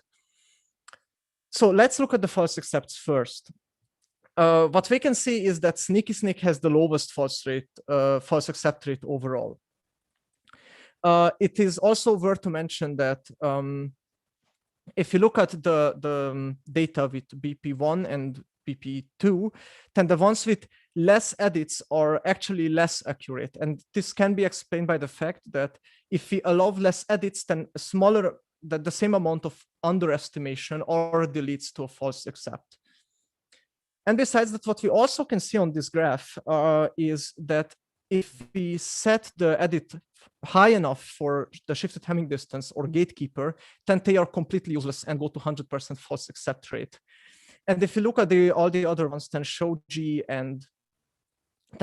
as well goes very, very high with high edits. Then here is another data set where we want to look at the edits, where we want to play a little bit more around with the edits that two similar strings can have. So here we have 4 different data sets, all of them with 100 base pair as length. And what we can see here, and this is an old data where SneakySnake was not called Snake on Chip and Snake on GPU, but instead it was given a name how much we split it into subproblems. So basically SneakySnake 5 has more subproblems and SneakySnake 100 has less subproblems. But we can see that SneakySnake 5 is actually not as accurate as Magnet, and SneakySnake 100 outperforms Magnet. And here again, we can see the same thing as we have seen before. Gatekeeper and Ash HD goes up to 100% false accepts with a high edit distance threshold. And in general, SneakySnake again is more accurate than all the other ones. But here we have to say that it's only the SneakySnake with not as much splitting into subproblems. When it comes to false rejects, like I said, we expected SneakySnake to have 0 false rejects, and this is the case. And the reason why I did not plot this graph, besides me being lazy, is that it's very easy to see that besides Magnet, everything has 0 rejects. And the Magnet has also very, very small amount of false rejects. So when it comes to filtering accuracy, in conclusion, we can say that SneakySnake is up to 3 million% more accurate than Gatekeeper and 2 million% more accurate than the shifted Hamming distance. And besides that, it's also 64,000% more accurate than Shoji, and it has no false rejects. So we can say that SneakySnake is actually more accurate than other state-of-art pre-alignment filters. And it's also based on the fact that when it came to Magnet, they had the same accuracy with false accepts, but Magnet has false rejects as well. Okay, so now we come to filtering time. And with filtering time, we have to distinguish between short and long sequences. For short sequences, we can actually use the same data set as before. And what we want to compare is not just the pre-alignment filter itself, but the procedure of sequence aligning. So we're gonna use the sequence aligners with integrated, and we integrate different pre-alignment filters into them. And of course, it also would be a little unfair if we treated the CPU and the GPU and FPGA-based algorithms on the same level. So we also separate by CPU and GPU, FPGA and FPGA-based algorithms. When it comes to long sequences, of course, we cannot use the same data set because they are short sequences. So we will need a new data set. And besides that, as we will see in the short sequences, the SneakySnake is the fastest pre-alignment filter. We just want to compare SneakySnake with, and we want to compare the sequence aligners with and without the integration of SneakySnake. So let's start with the short sequences. The data set is, like I said, the same as before, and we are going to use Adlib and Paracel, which are two state-of-art sequence aligners. For the CPU-based comparison, we're going to use shifted Hamming distance, and for the hardware-based speed test, we are going to use the others: Gatekeeper, Shoji, Snake on Chip, and Snake on GPU. So when it comes to the CPU-based version, what we first see is that when we just look at the speed of the pre-alignment filter, SneakySnake is slower than the shifted Hamming distance. Here you have to compare the blue and the gray columns on the graph, and you can also always say that the blue one is actually always higher. And even though that this is the case, now if we compare the orange with the yellow columns, then we can see that, but when we integrate them into a sequence aligner, the whole process gets faster with SneakySnake than with the shifted Hamming distance. And we can explain this just by the fact that the sequence aligners has to compare more dissimilar strings with shifted Hamming distance, because remember, SneakySnake is around 2 million% more accurate than SHD. But when it comes to GPU, then it's a little bit different. What we see is that the runtime is significantly reduced when we use a variant of SneakySnake. Here it is a little bit hard to tell because most of the columns are very small, but you still have the numbers in orange and blue on the right side. And the other thing that we can see is that Snake on Chip and Snake on GPU is faster than the CPU version of SneakySnake. If we go back, then we can see that the normalized runtime is usually around 0.1 or higher. And here we don't even reach a centisecond usually.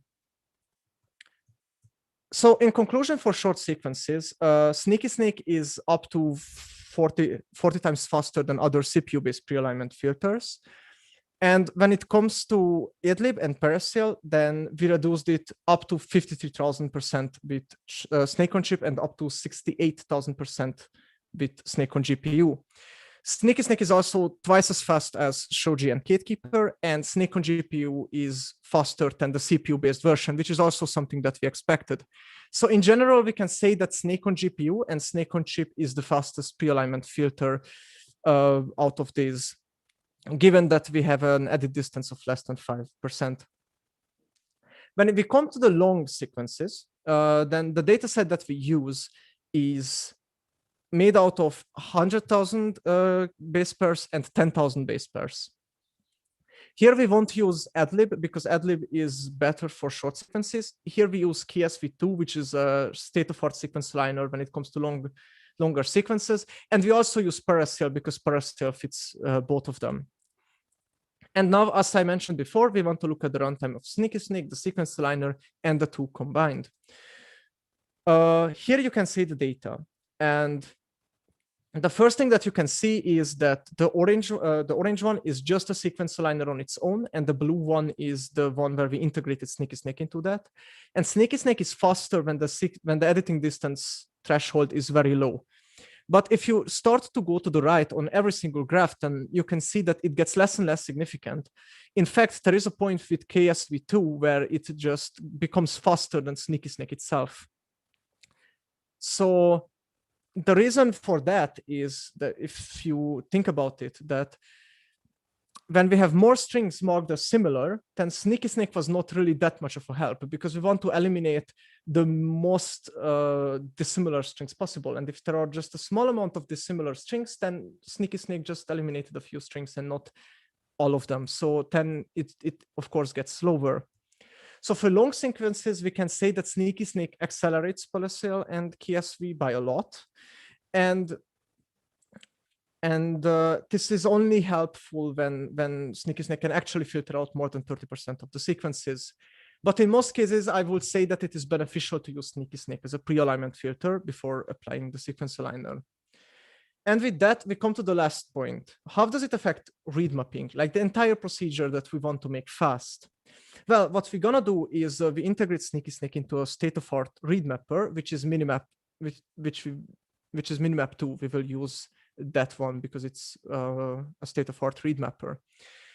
When we integrate SneakySnake into the Minimap 2's and use the Minimap 2's aligner, then we get 6 times faster than the Minimap 2's approach for aligning. And when we look at read mapping itself, then we reduce the entire procedure from 418 seconds to 206. So we reduced the speed of read mapping to half. So with that being said, SneakySnake indeed reduced the speed of read mapping. And now we discussed half an hour long about SneakySnake, and it was something that was very important to learn about. And here are the strengths why it was a nice read and why we had to learn about it in this session. First of all, it is something that can sequence multiple samples parallel at the same time, provided that the other parts also support high parallelism. And this would be something very great, because that would mean that if we offer patients genome sequencing, then we can have multiple customers and pool the costs between them. Besides that, when it comes to speed and accuracy, then we have clearly seen that SneakySnake is superior to the other ones. And not only that, but SneakySnake is also available on CPU, GPU, and FPGA. So basically with most, basically with the platforms that most sequence aligner use, which is something very, very important, because if you remember that we used Paracel for everything, the reason was that the Paracel is also something that is deployable on multiple platforms. And this is the reason why a lot of people in a lot of researchers uses Paracel. The first pre-aligner that, this is the first pre-aligner that used both software and a co-hardware designed implementation, which is something that I thought it is worth to mention, because most of us always mention when the paper does something for first time. And because SneakySnake tries to be really independent from the platform, it has both a software and a co-hardware designed version. As another strength, Snake on Chip and Snake on GPU exploit their architecture in a very effective way without actually being dependent from any model when it comes to the platform. So it's not just we can use it on a GPU that's big enough, or we cannot use it on an FPGA that's small enough. We can use it basically on everything. And that's a very, very important thing. Besides that, as we have seen, we indeed accelerated state-of-art genome sequencing with integrating SneakySnake into read mappers. And at last, I also wanted to mention that when it actually comes to the solution, this was a very simple and elegant, easy to understand solution. And this is a very important thing, that basically everyone who wants to read and understand how it works can get it very easily. And these were the strengths, but of course it also has some weaknesses. And I must admit, this is a paper that I personally really, really liked, and it was very hard to find some sort of legitimate weakness on it. But here, there are actually a few things. First of all, SneakySnake will still iterate through a checkpoint, even though we already found an escape segment that reaches the end terminal. So as an example, let's say that we are here. We found the checkpoint. And as you can see, the uppermost row will basically go until the end. So SneakySnake goes through, says that it's a 4, and this is very great, but this will not stop. Instead, it just continues calculating the other rows. And this can be a problem if you have a high edit distance, especially when if it's given in percentages for long sequences. But this is also not that much of a problem. Besides that, Snake on Chip is an expensive and less accurate version than the other ones. And of course, we still need it because we want to have an FPGA-based implementation of it, because perhaps someone want to have a read mapper that's implemented on FPGA, and then we want to have a version of SneakySnake for FPGAs as well. Yet I still think that it's expensive and less accurate than the other ones. And then when it comes to the paper, it's sometimes the definitions were really, really unclear. One example, for example, here is that the matrix is well defined and everything is clear.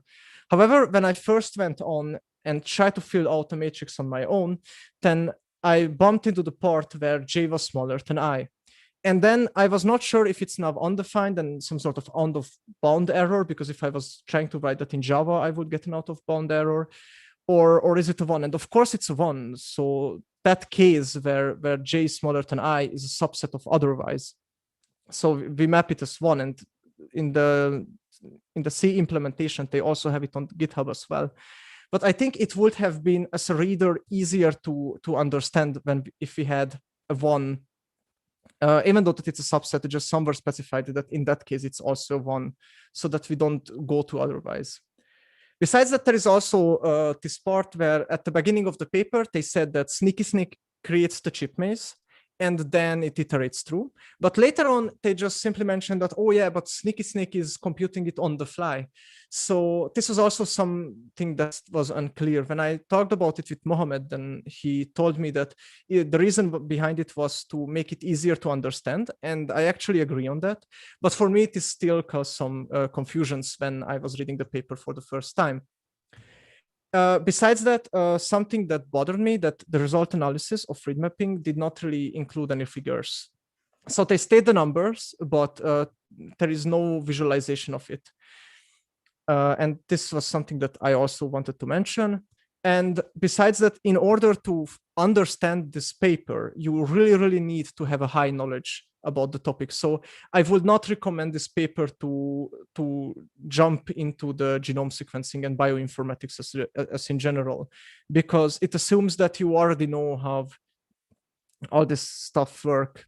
And this is something that's also the weakness of the paper. But of course, this is a continuation of a procedure that is going on since a long time. And this last, and this is something I wrote in Comic Sans because it's just me being niche picking. The indexing in the paper starts at 1. And I just wanted to quote one of our professors from 3rd semester, Timothy Roscoe, who said that you should never trust anybody who starts indexing at 1. But this should not be taken seriously, of course. And with that, I finished the strengths and weaknesses. We had the review. So first, I want to know if you do have any questions. And here it would be helpful if I could open the chat, but then it's hard to close.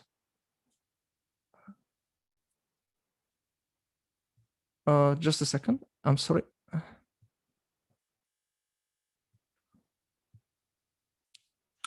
So do we have any questions?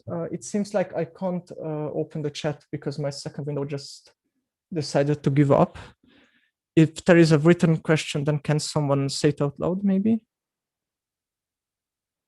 Not yet. Okay, then I will let you know. No worries. Okay, perfect. Thank you. Okay, if not, then I just continue with the discussion.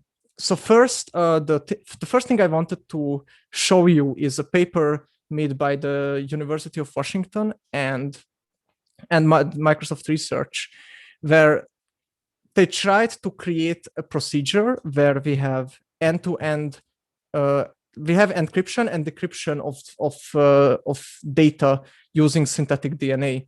So basically, they have a very complicated system that is able to write synthetic DNA. And then they also have a system that can, of course, decrypt the DNA. And here we definitely need read mapping. The reason why they say that it is important, and I completely agree with them on this one, is stating that if you use synthetic DNA, then you can concentrate more data into a given space than with the current cutting edge technologies.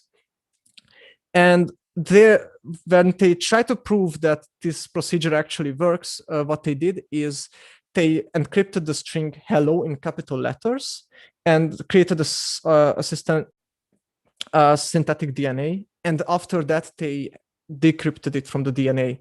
And for that, in the paper, they mentioned that they used Parasphere for the DNA alignment.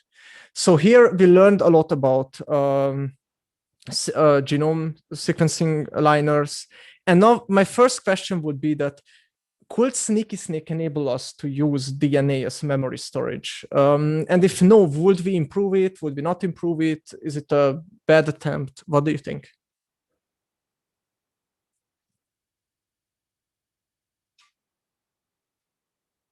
I just wait like 20, 30 seconds to think.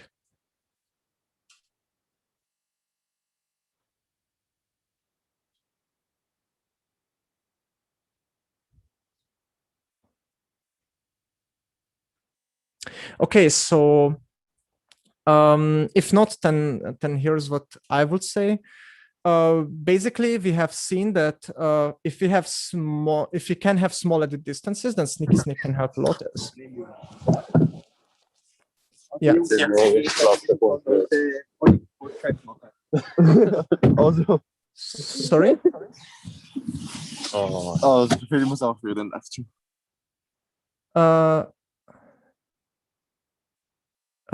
Axel?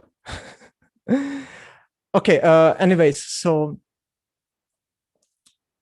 in my opinion, in my opinion, it would actually help, especially if we can allow small edit distances. And we also learned that the CPU-based version of SneakySnake speeds up Parasphere by with up to 40%, up to 40 times. So in general, we can indeed say that this would accelerate the procedure, but on one hand, this is still not fast enough to read DNA as fast as we read memory. And besides that, other areas are also lacking as well. But maybe we don't really have to have these pre-alignment filters. Maybe we can just decrease the time complexity of the entire sequence alignment instead of making pre-alignment filters. Would this be possible in your opinion?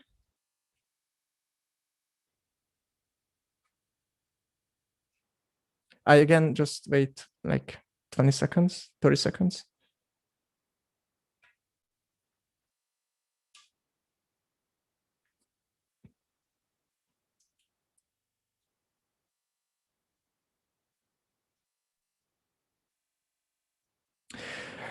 So basically, this was a very mean question, but when we went to the introduction, then I showed the two key ideas, how we try to improve it. And of course, there was no way where someone tried to improve the time complexity of sequence alignment. And the reason for that is that there is actually a proof that if we can decrease this close to quadratic time complexity, then we can solve tree satisfiability in less than n squared. So this is not really a possibility. So unfortunately, we indeed have to have one of the two approaches that we mentioned. And until now, we said that SneakySnake is a pre-alignment filter that does not rely on hardware. But even though that it has no data dependencies, it still needs to access a high amount of data because we have very, very large sequences if you want to read the human DNA, for example. So my next question would be that, could we improve SneakySnake's performance if we used in-memory processing or in-caching processing? I wait 20 seconds or so.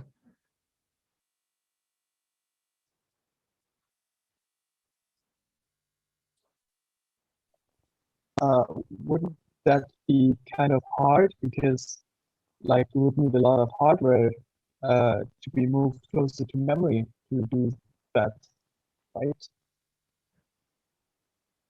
Well, yes, we kind of need to do move it close to the memory, and we want to have the computation close to the part of the memory where it is stored. But if you think about Snake on GPU, then here we also just load the entire data first into the GPU's memory. But of course, that would be indeed a very, very special framework. So if there isn't, well, yeah. I think at least with some proposed processing in memory architecture, the problem would be that there is no way to do branching in memory. So we would have So like in this case, what we need to do is like calculate how many steps we can take, right? And if we can't do testing, then we're gonna potentially be an issue. Maybe there's some way you can do that with bit manipulations. I actually do think that with bit manipulation we could get it, because when we look at the FPGA-based implementation, and this is actually a very nice idea, what they do is they just add up all the zeros. So I don't know how much in memory processing will do, but I do believe that we could have a logical operation that could tell us which one is the highest one. And I don't know if we really need branches here. You could just say that we continue on that, and then we just have to check at which row do we have to make a checkpoint again. So I can basically just look at how many zeros do I have in a row, and then I select the longest one, and then I say that this is my next checkpoint, and then I continue the computation until here. But sure, I think that indeed by the checkpoints you probably need branches, unless you can somehow make it. But this is a very nice idea indeed. So what I wanted to bring up, unless there is someone else who wants to say something, is that this was also the idea of GenCache, but not with SneakySnake, but with another approach, which is GenX. And they use in-cache operation to accelerate the sequence aligners. And what they see is that on one hand, they reduced the energy consumption, which is also, of course, a question, but also the execution time, actually. So if we could make in-memory processing, my point is that, yes, it would be faster, but we are kind of happy that SneakySnake does not need any special architecture. But of course, if you try to implement it on a framework where it has in-memory processing, it gets faster. But let's say we don't care about this platform independence. And how could we make SneakySnake better if we sacrifice this? What do you think?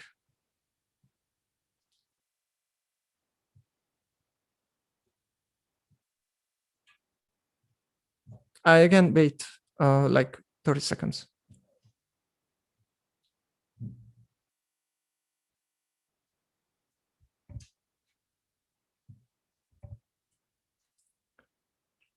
Okay, so basically, what I wanted to mention is another paper called Genome, which creates a framework for another approach, which is GenX, where they use another approach to solve approximate string matching, and this is called bytapping. And they try to remove all the limitations of the framework on the current system.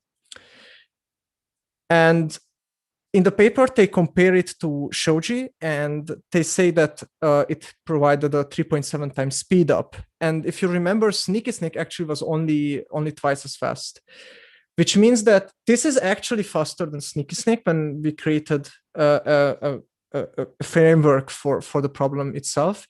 But they also say that it only worked with 100 base pairs. With 250 base pairs, they did not see any speed up compared to Shoji. So it means that for 250 base pairs, SneakySnake is still without any sort of special framework outperforms other approaches. And at last, this is more of an open question. I wanted to remind you of the comparison we had between Snake on Chip and Snake on GPU. We said that both of them are very scalable and parallelizable, but Snake on Chip requires more. Snake on Chip, I'm sorry, requires more time and to create, and also you cannot really configure the parameters. On the other hand, it is more energy efficient than Snake on GPU, and Snake on GPU is easily customizable at every time.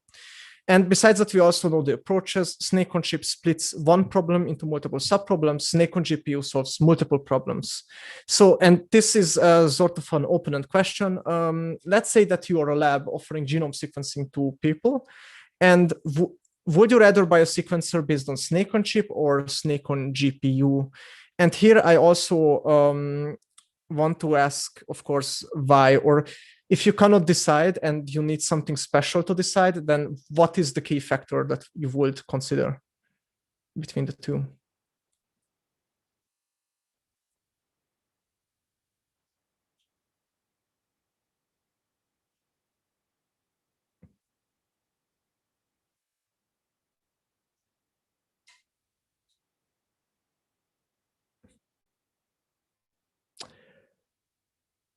So, in my opinion, it of course depends on one hand, how many customers we expect.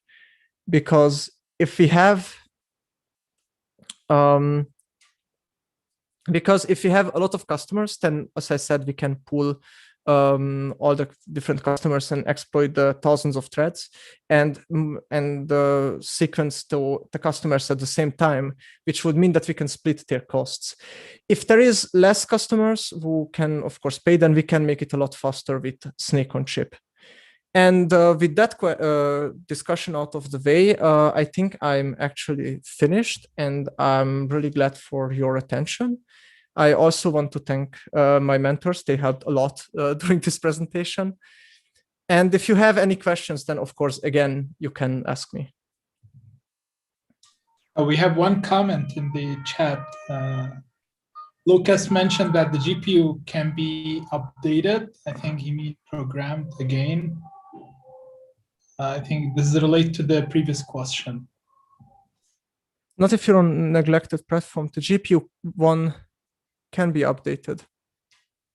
I don't know what you mean under updating, because I don't know when it came as a topic. I think these two comments are separated for different slides. The last one is the most recent one. Okay, I see. Yes, indeed, the GPU one can be updated. So especially if we try to test something, because we are in a testing phase, then I'm certain that the Snake on chip would be something where this fact that it cannot be updated is a very, very big drawback compared to the GPU one. And with the GPU one, when you're off duty, you can use that hardware to play Minecraft. Oh, yes, of course. Yeah, why not?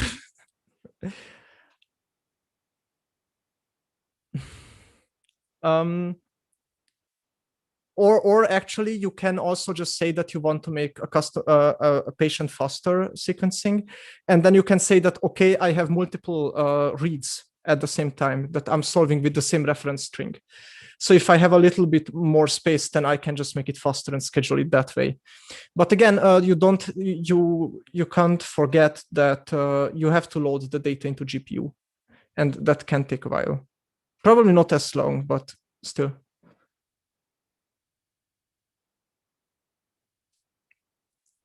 Okay. I again don't know how to close the chat when I'm on full screen, but I hope you don't see the chat in the middle of the screen. Yeah, with that, then I would say I'm done. Unless, again, if there is some questions. Yeah, I've got something. How much video RAM would that use on a GPU? Like, could this be done on consumer grade stuff? Of course. Also, I mean, when we look at the paper itself, they also use normal GPUs that normal people can get. I don't think that this is that much of a big deal, even though that you have to assume that the entire data fits into the GPU memory. So if it does not fit into the GPU memory, then you are bad. And now you just have to consider how much data you will need at the same time. But actually, I don't think that you really exceed the data that most GPUs have. If you think about it, a human has around, I think, 1.5 gigabytes of DNA. And even then, you don't read the entire parts. You just take a small sequence and try to figure out which of the red sequences do pass to the given reference. So you don't have to load in the entire one at the same time. Did that answer your question? Yes. Okay, great.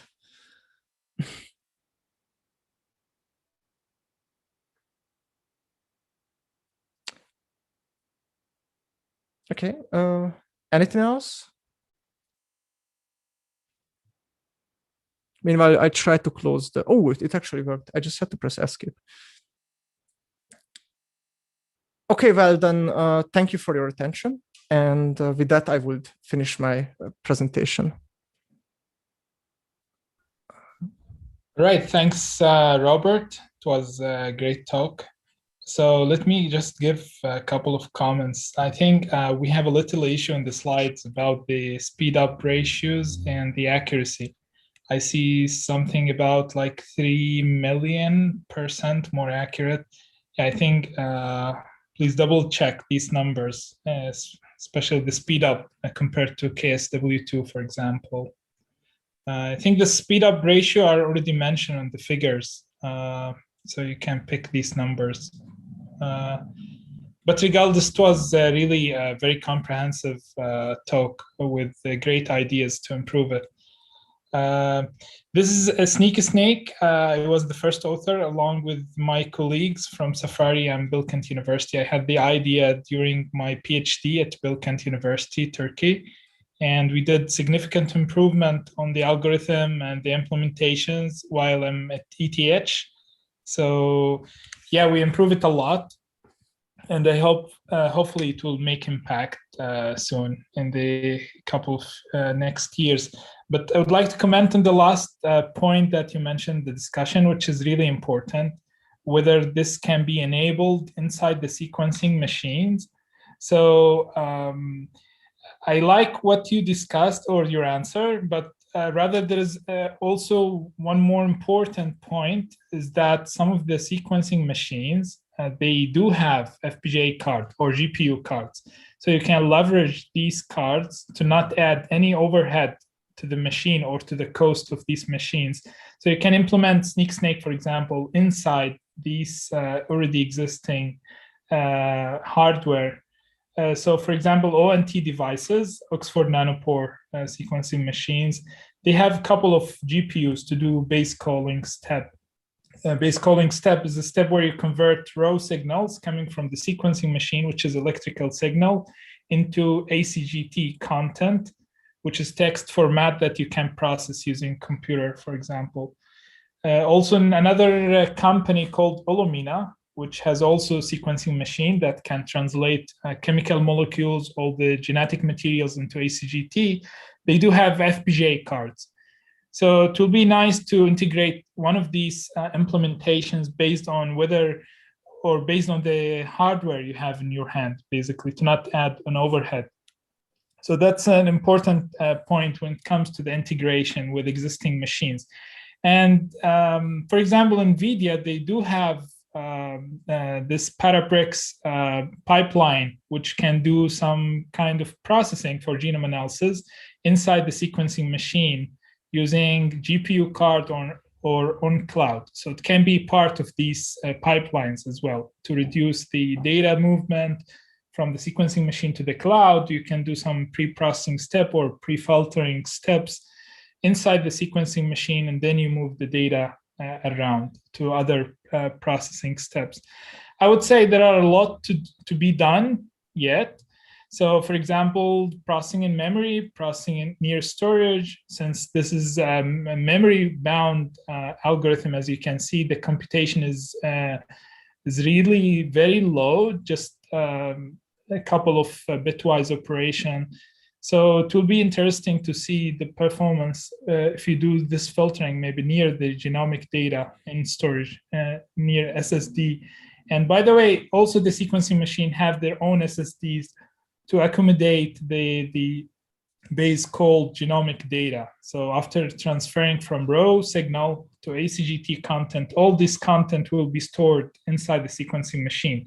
So you do have a lot of hardware inside the sequencing machine, and it will be great to investigate these hardware component for processing to reduce the data movement, the data generation cost, and to overlap the processing with the sequencing. So sequencing can take 1 to 2 days just to do the sequencing machine. You don't want to wait a couple of more days to do the processing. It depends, of course, the time I mentioned, it depends on the application you are doing and the coverage and many other parameters important for the sequencing itself.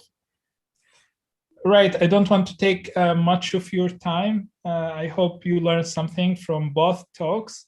So I would like to thank Hunchul and Robert for the great talks today, as well as their mentors. We have Hayo lead mentor and me was mentoring Robert. So if we don't have any burning question, maybe we can end the lecture. I actually have one question. Yes. Do I have to fill out the quiz for Hong's presentation? Yes, please. Okay. So I just don't want to forget. yeah, please do that. So you have up Okay. to 2 quizzes to be missed, but we don't recommend that. So it's a nice experience for you to wrap up your understanding from each paper.